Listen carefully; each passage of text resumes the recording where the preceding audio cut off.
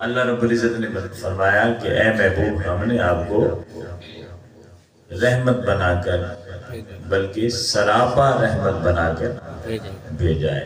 قدم قدم پہ برکتیں، نفس نفس پہ رحمتیں، جہاں جہاں سے وہ شفیع آسیاں گزر گیا، جہاں نظر نہیں پڑی وہاں ہے رات آج بھی، وہیں وہیں سحر ہوئی جہاں جہاں گزر گیا، وہیں وہیں سحر ہوئی جہاں جہاں گزر گیا۔ تو آقا تو سراپا رحمت ہے اور ہر لمحہ آپ کی رحمت برستی رہتی ہے۔ احادیث کی روشنی میں بے شمار ایسے واقعات ہیں رسول کائنات کی رحمت اور شفقت کے، مگر آج کے اس پروگرام کی نسبت سے میں توجہ آپ کی خاص طرف دلانا چاہتا ہوں کہ رسول کائنات کی جو سب سے بڑی رحمت ہے وہ کیا ہے؟ یہ ساری رحمتیں، بچوں سے پیار، بوڑھوں سے پیار، اپنوں سے پیار، بیگانوں سے پیار، دشمنوں سے پیار، جانوروں سے، پرندوں سے پیار، یہ تو سارا تھا ہی، یہ تو تھا ہی، مگر جو سب سے بڑی اللہ رب العزت کی رحمت ہے وہ کیا ہے؟ قرآن کریم نے بڑے واضح انداز میں بیان فرمایا، لیکن ہم نے اس طرف توجہ ہی نہیں کی۔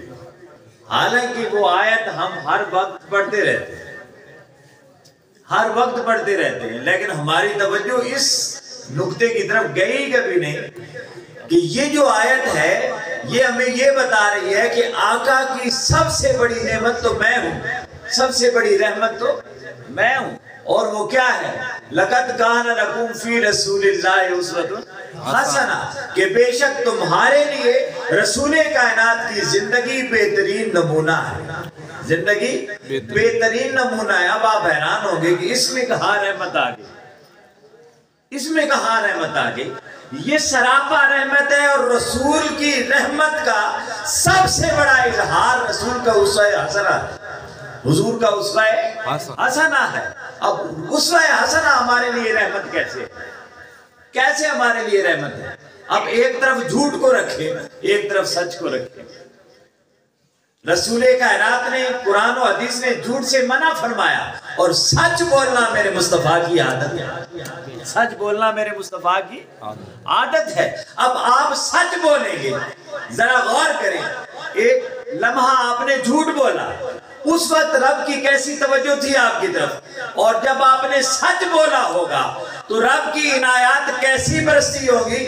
کیوں کہ جب آپ سچ بول رہے ہیں تو رب کی توجہ آپ اپنے محبوب کی طرف ہے کہ یہ بھی میرے محبوب کی طرح سچ بول رہا ہے۔ تو بظاہر آپ سچ بول رہے ہیں، مگر رسول کے صدقے سے، کیونکہ سچ بولنا مصطفیٰ کی عادت ہے، سچ بولنا مصطفیٰ کی عادت ہے۔ تو جب جب آپ سچ بولیں گے، ہم سچ بولیں گے، اللہ کی توجہات خاص ہمارا مقدر بنے گی۔ اب دیکھنے میں اسوہ ہے مصطفیٰ کا، مگر ہم نے اسے اپنایا صرف ایک اسوہ کو کہ ہم نے جھوٹ نہیں بولا، بلکہ ہم کیا کہتے ہیں؟ سچ بولتے ہیں۔ حضور کے اسوہ میں سے ایک عادت ہے سچ بولنا، وہ ہم نے اپنائی، تو جب جب سچ بولتے ہیں اللہ کی توجہ ہماری طرف بڑھ جاتی ہے۔ اسوہ حسنہ، رسول کائنات نے غیبت کبھی نہیں کی، رسول کائنات نے گالی کبھی نہیں کی۔ ہم غیبت چھوڑ دیں، گالی کو چھوڑ دیں، بغض اور حسد اور کینہ اور عناد اور عداوت یہ ہمارے اندر جو پلتی ہے، یہ غلاظتیں جو موجود ہیں، ان غلاظتوں سے اپنے آپ کو پاک کر دیں۔ ان میں سے کوئی بھی ایسا عیب رسول کائنات کی ذات والا میں نہیں تھا۔ ہم نے جب اپنے آپ کو ان عیبوں سے پاک کر لیا، اللہ کی توجہ ہماری طرف ہو گئی۔ نعرہ تکبیر، نعرہ رسالت، نعرہ حیدری۔ یہ شاید آپ کی توجہ یا آپ کے دھیان میں یا خیال میں یا گمان میں یہ چیز نہیں آ رہی ہوگی کہ رسول کائنات کے اخلاق کو اپنانا ہے، رسول کائنات کی ایک ایک عادت اسے اپناتے جائیں، ایک ایک عادت کو اپناتے جائیں۔ آپ نے کھانا کھایا رسول اکرم کی سنت کے مطابق، اب پیٹ اپنا بھرا ہے، توجہ خدا کی ہو گئی کہ میرے محبوب کی طرح کھانا کھا رہا ہے، پانی پیا آپ نے مگر سنت کے مطابق پیا، تو اللہ کی توجہ ہوگی کہ یہ شخص میرے محبوب کی طرح پانی پی رہا ہے۔ تو آقا کی عادات جو ہے، آقا کی عادات، آقا کا کردار جس قدر آپ اپناتے جائیں گے، اللہ رب العزت کی رحمتیں اور برکتیں آپ پر اسی قدر برستی چلی جائیں گے۔ تو سب سے بڑی رحمت آقا کی یہ ہے کہ آقا نے ہمارے لیے زندگی کے ایک ایک پل کے لیے سنت چھوڑی ہے، ایک راہ چھوڑی ہے، ہم اسے اپنا لیں تو وہ سراپا رحمت کی رحمتیں ہم پر ہو جائیں۔ اب حضور کی پوری زندگی میں آقا نے نماز بھی پڑھی ہے، مگر کتنی بار دن میں بولے نا 5 بار روزہ رکھا ہے آقا نے، سال میں 1 ماہ حج کیا آقا نے، زندگی میں کتنی بار؟ 1 بار۔ تو باقی جو 63 سالہ زندگی رہی ہے آقا کی، وہ کیا تھی؟ وہ آقا کا اخلاق اور آقا کا کردار تھا۔ ہم نماز کسی حد تک پڑھ لیتے ہیں، روزہ بھی ماہ رمضان آئے تو کسی حد تک رکھ لیتے ہیں، حج بھی اگر اللہ توفیق دے اور دولت ہو تو ہم کر لیتے ہیں، مگر جو کرنے کا کام ہے اسے چھوڑا ہوا ہے، کرنے کے کام کو ہم نے چھوڑ دیا ہے۔ ہمارے اپنے بھی ہم سے ناراض، بیگانے بھی ہم سے ناراض، ہر ایک کے بارے میں ہمارے دل میں خلش رہتی ہے، ایک بغض کی کیفیت رہتی ہے، حسد کی کیفیت رہتی ہے، اناد کی کیفیت رہتی ہے، بہتان، الزام، غیبت، چغلی، یہ ہمارا معمول ہے۔ میں نے ایک دن ایسی بات کی نا جمعہ پر، تو بعد میں ایک شخص مجھے ملا یہی کا، قائد صاحب تسی کیا جی گلہ کرے رہو، ہن بندہ غیبت بھی چھوڑ دے بے، اگر ایک گلہ میں جو چھوڑ دے بے تے اسی بات مل کے بیٹھے کے لیے وجہ تھا 5-7 بندہ بیٹھے ہو میں ایسی بات اور کیا گلہ کران جی اگر این نہ کران میں گھر آج گئے۔ اب بندے کی توجہ اس طرف نہیں جاتی کہ اور ہمارے پاس گفتگو ہی نہیں ہے کرنے کی، ہم کریں گے کیا اگر غیبت نہیں کریں گے؟ کسی کی چغلی نہیں کھائیں گے، کسی پر بہتان اور الزام نہیں لگائیں گے، کسی کی عدم موجودگی میں اس کی باتیں نہیں کریں گے، اس کے علاوہ ہمارے پاس موضوع ہی کوئی نہیں ہوتا۔ اور کہلاتے کیا ہیں ہم؟ عاشق رسول، اور نعرہ کیا لگاتے ہیں؟ غلامی رسول میں موت بھی قبول۔ ایسی سونی موت رب کو بھی نہیں چاہیے کہ ایسا بندہ مرے۔ غلامی رسول میں مرنے کی بجائے جینے کے ڈھنگ سیکھو۔ رسول کائنات نے زندہ رہ کر، زندگی دے کر جینے کے انداز سکھائے ہیں، جینے کے انداز سکھائے ہیں، کیسے جینا ہے۔ آپ مرتے ہیں، موت قبول ہے، زندگی کے ایک لمحہ آقا کی اسوہ کے مطابق گزارنا قبول نہیں ہے۔ جسے گزارنا تھا اور وہ موت جس کی آپ تمنائی ہے، وہ موت وہاں جو ہدی للمتقین ہوتے ہیں انہیں ملتی ہے۔ اور متقین کون ہوتے ہیں؟ وہ قیامت میں جا کر متقی نہیں بنیں گے، وہ جنت میں جا کر متقی نہیں بنیں گے۔ انہوں نے تقوی یہاں اختیار کیا تھا، انہوں نے عمل صالح یہاں کیے ہیں، انہوں نے نیک اعمال یہاں کیے ہیں، وہاں جا کر نہیں کیے۔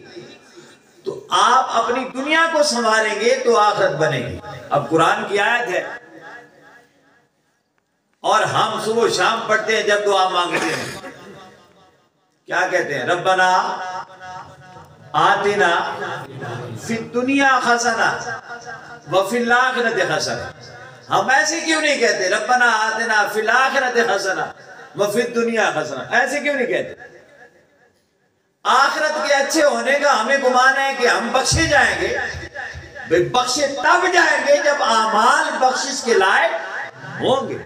پھر کہتے ہیں جی مثلا ہم نے کہہ دیا نا بھئی گلہ تو میں کرے نا پیا اللہ بخشے سے، اللہ کو کیا پڑی ہے بھئی گلہ آپ کر رہے ہیں، خلاف اسوہ رسول عربی آپ چل رہے ہیں، اور اس کے باوجود اللہ آپ کو بخشے، کیسے ہو سکتا ہے؟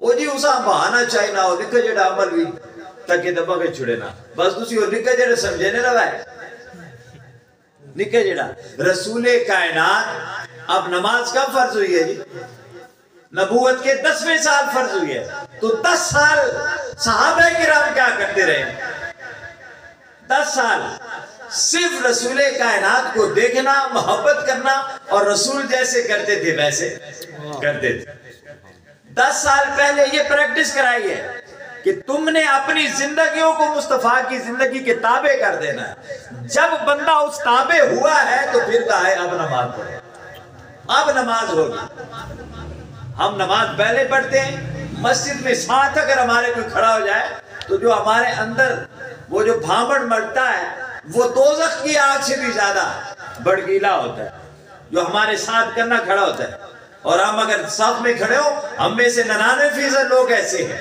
کہ اگر نماز مسجد میں جاتے ہیں اور پیچھے ایک آ رہا ہے بندہ میں کھڑا ہوں بالفر پیچھے سے ایک آدمی آیا ہے ایک طرف میں کھڑا ہوں ایک طرف مثلا عامر صاحب کھڑے دونوں سے اسے دعوت ہے وہ کہتا ہے اب میں کدھر جاؤں ہتے ہے کھلوتا میں کدھر بجے یہ کون سی نمازیں پڑھتے ہیں یہ کون سی عبادت ہو رہی ہے یہ کون سی بندگی ہو رہی ہے دل میں بغض ہے دل میں حسد ہے یہ جو نماز فرض ہے اور نماز جماعت کے ساتھ فرض ہے مسجد میں فرض ہے وہ سبب کیا ہے حالانکہ اللہ کے نزدیک سب سے افضل نماز تہجد ہے افضل نماز کیا ہے تہجد ہے مگر 27 نمازوں کا ثواب جماعت میں ملتا ہے اس کی وجہ کیا ہے اس کی وجہ کیا ہے جماعت کے ساتھ نماز پڑھنے میں اجر زیادہ دے رہا ہے جبکہ پسندیدہ نماز اس کی تہجد ہے تو اس کی وجہ یہ نہیں ہے کہ آپ نے اس نماز میں ذرا وضو اچھا کیا ہو یا اس نماز میں آپ بڑی یکسوئی کے ساتھ کھڑے ہوں گے وہ یکسوئیاں ہم بھی جانتے ہیں وہ عشاء کی نماز کسی کی قضا ہو گئی جماعت کے ساتھ تو وہ رونے لگ گیا دکاندار تھا عائشہ رونے لگ گیا وہ تو کسی نے کہا کہ یار اسے بڑی تکلیف ہوئی ہے اس کی نماز رہ گئی ہے اسے تو جماعت کے ساتھ بڑا شغف تھا یہ تو اب جماعت رہ گئی ہے تو رو رہا ہے اس سے پوچھا بھائی کیوں رو رہے ہو جماعت رہ گئی آپ الگ پڑھ لیں اس نے یہ کہا کہ اس لیے نہیں رو رہا کہ میری جماعت رہ رہی ہے میں اس لیے رو رہا ہوں کہ جب میں جماعت کے ساتھ نماز پڑھتا تھا سارے دن کا حساب کر لیا کرتا تھا اب میں کیسے کروں ہوں میں حساب کتنے کرے تو ہم تو دن بھر کے حساب نمازوں میں لیتے ہیں تو ہماری یکسویاں کہاں ہیں تو جو ٹوٹی پھوٹی ہم نماز پڑھتے ہیں وہ نماز بھی کیونکہ اسوہ رسول عربی کے مطابق ہماری زندگی نہیں ہے وہ نماز بھی نماز نہیں رہتی میرے آقا نے فرمایا ہے اب نماز پڑھنی ہے مگر پڑھنی کیسے ہے آپ اس سے مراد یہ نہیں کہ نماز کو چھوڑ دیں نہیں نماز سیدھی کریں نماز سیدھی کریں اور سیدھی کیسے ہوتی ہے آقا نے فرمایا یاتی علی الناس زمان یجتمعون فی المساجد ویصلون الصلاۃ جماعتا ولیس فیہم مؤمن ایک ایسا زمانہ آئے گا لوگ مسجد میں جائیں گے اکٹھے ہوں گے جماعت کے ساتھ نماز پڑھیں گے مگر ان میں سے مومن ایک بھی نہیں ہوگا